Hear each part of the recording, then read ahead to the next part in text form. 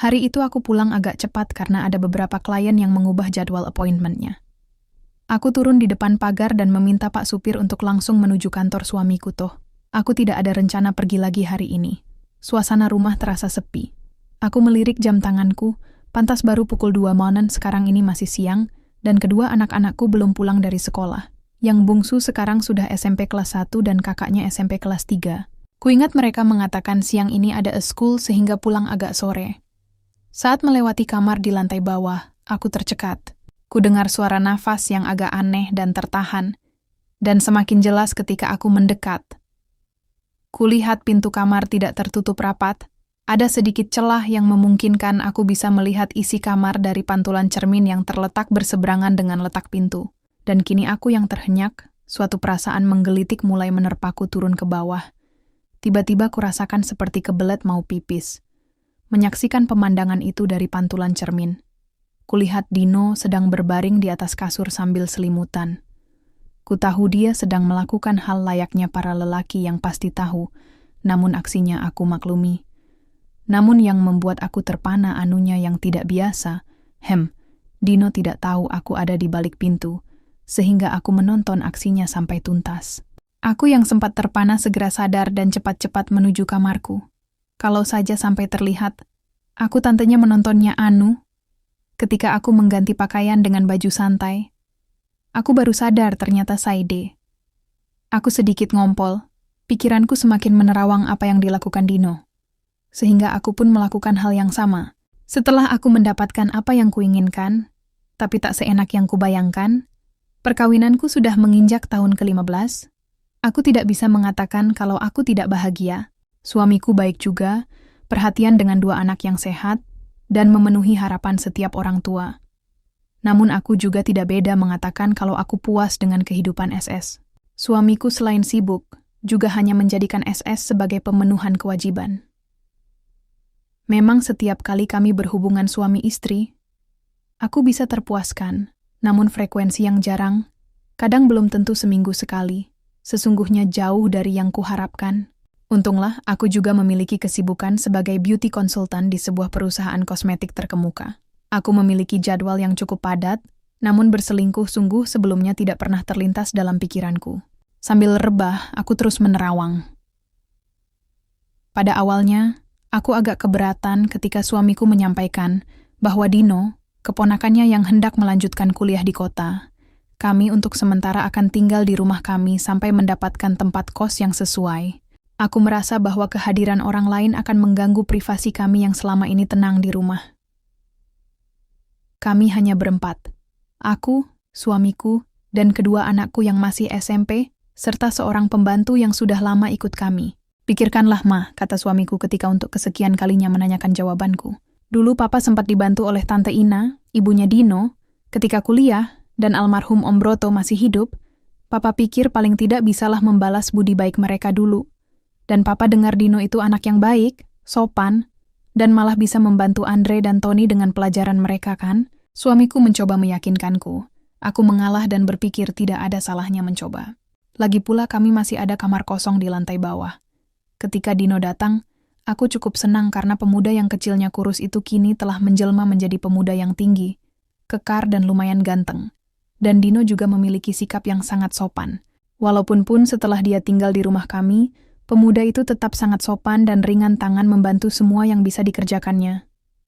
Anak-anak pun senang karena dengan senang hati, Dino membantu pelajaran mereka selama beberapa bulan ini. Tanpa terasa, Dino sudah menjadi bagian dari keluarga kami. Dan aku sebelumnya tidak pernah memandang Dino sebagai seorang lelaki, namun kejadian tadi secara total mengubah pandanganku. Rasa penasaran yang sedemikian besar membuatku ingin mengetahui lebih jauh tentang pemuda itu. Aku keluar dari kamar dan menuruni tangga sambil memanggilnya Din. Dino sibuk, tanyaku ketika aku melihatnya. Nggak tante, ada yang bisa dibantu? Tanyanya dengan sopan.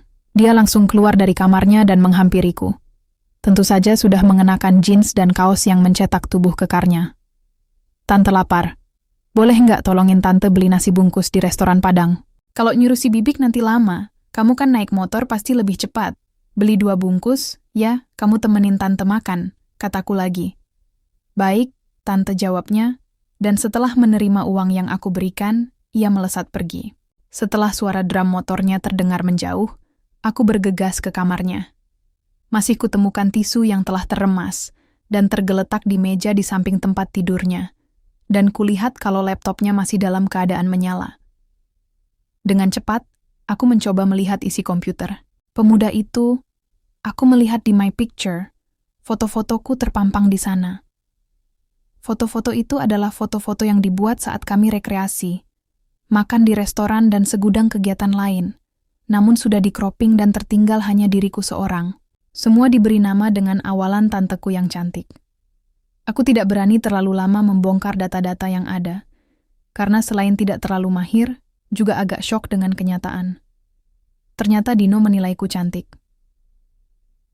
Tidak lama kemudian, nasi Padang sudah dibeli dan kita berdua makan barengan. "Tumben, kamu di rumah nggak ada kegiatan hari ini?" tanyaku sambil menikmati nasi bungkus yang tadi dibeli. "Nggak, Tante. Hari ini kebetulan jadwal kuliah kosong," jawab Dino. "Kok nggak ke pacar kamu?" tanyaku lagi sambil menjangkau gelas minum. "Wah, nggak punya, Tante. Selain nggak ada yang mau juga, Dino mau cepet-cepet selesai kuliah," katanya dengan wajah memerah. "Nggak ada yang mau." "Mana mungkin? Kamu tuh ganteng loh. Kamu kali yang nolak terus," kataku lagi. "Iya, Tante. Nggak ada yang mau." Wajah anak muda itu semakin memerah. "Oke deh," kataku setelah meneguk minumanku. "Tante mau istirahat dulu ya. Mumpung pas bisa pulang siang," kataku sambil meninggalkan ruang makan menuju kamar. Dan sambil berjalan, aku merasa betapa mata anak muda itu mengawasi langkahku saat berjalan. Hampir aku terlelap ketika suara ramai menggetarkan gendang telingaku, dan anak-anakku menerobos masuk kamar, mengucapkan salam dan bergantian mengecup pipiku.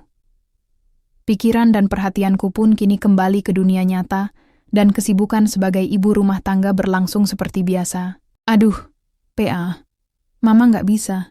Besok ada presentasi dan seminar penting, dan Mama harus menyajikan materi yang telah disiapkan tim di hadapan para audiens," jawabku, ketika suamiku memintaku untuk menemaninya menengok kebun kami di daerah pegunungan.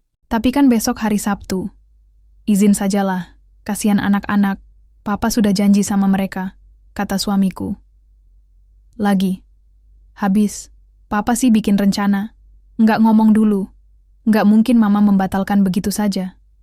Siapa yang bisa menggantikan? Ajak Dino juga biar ada yang bantu Papa jaga anak-anak," jawabku lagi. Sudah kuajak, tapi besok dia ada ujian," katanya. Suamiku menjawab, "Oke lah, tapi si Bibik dibawa Yama, biar dia bantu mengawasi anak-anak.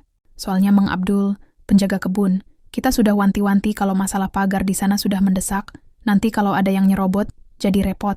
Suamiku akhirnya mengalah, "Boleh ajak aja si Bibik, Mama juga akan lebih tenang." Jawabku, "Bibik, pembantu kami itu sudah ikut kami sejak aku masih kecil, dan setelah aku berumah tangga, aku memang minta kepada orang tuaku agar Bibik bisa ikut aku. Usianya yang menjelang 60 tahun, dia masih sangat sehat dan mampu mengerjakan semua sebaik dulu." Besoknya pukul 2 siang, seminar dan presentasi produk baru sudah selesai, dan aku segera meluncur pulang di mobil. Aku sempat menelepon anak-anak, dan antusiasme dalam suara mereka sedikit banyak membuatku merasa tidak enak. Untunglah mereka bersenang-senang dan bergembira. Pikirku, "Bu, masih ada rencana pergi," tanya Pak Udin, sopir yang juga sudah lama ikut kami. "Tidak, Pak." "Kenapa?" tanyaku. "Kalau boleh, saya mau izin, Bu. Anak saya hari ini dating dari desa. Kangen juga sudah lama nggak ketemu," jawab sopir tua dengan sopan. "Oh, boleh, Pak," kataku member agent.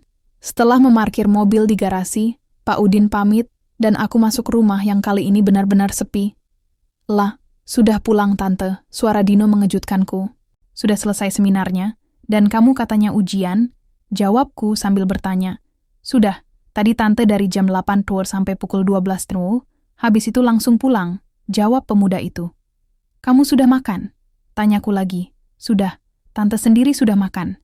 "Kalau belum, biar Dino siapkan," katanya menawarkan diri. "Sudah tadi di seminar, tapi kalau nggak keberatan, bikinin Tante minuman dingin dong. Di kulkas kayaknya masih ada jus," kataku. "Baik, Tante jawab pemuda itu patuh. Trims, tante salin baju dulu ya, kataku sambil melangkahkan kakiku naik tangga menuju kamarku.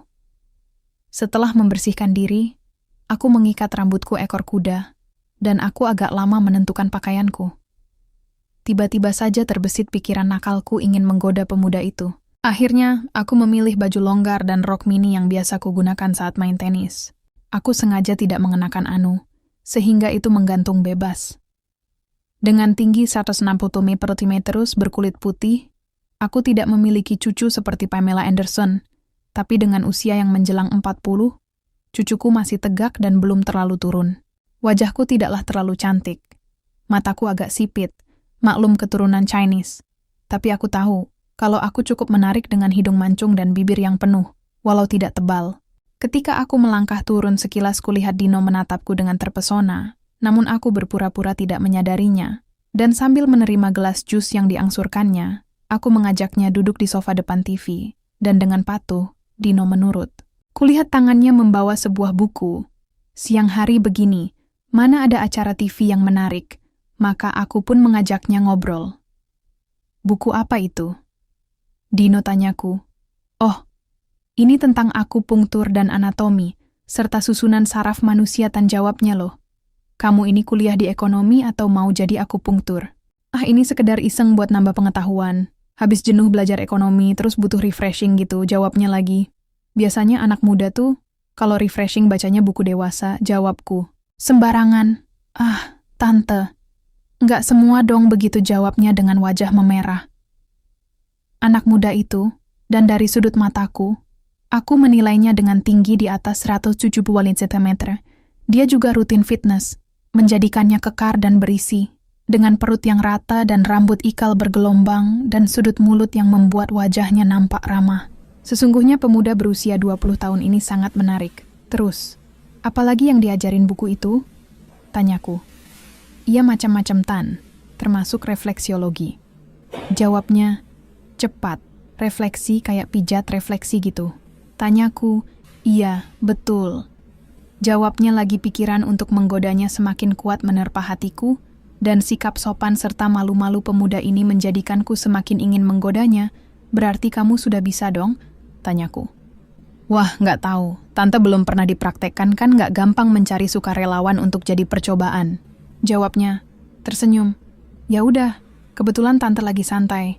Ayo, kamu praktek ilmumu tanpa menunggu. Aku pindah ke sofa panjang dan telungkup di sana. Loh, kok diam? Ayo, kamu coba refleksi.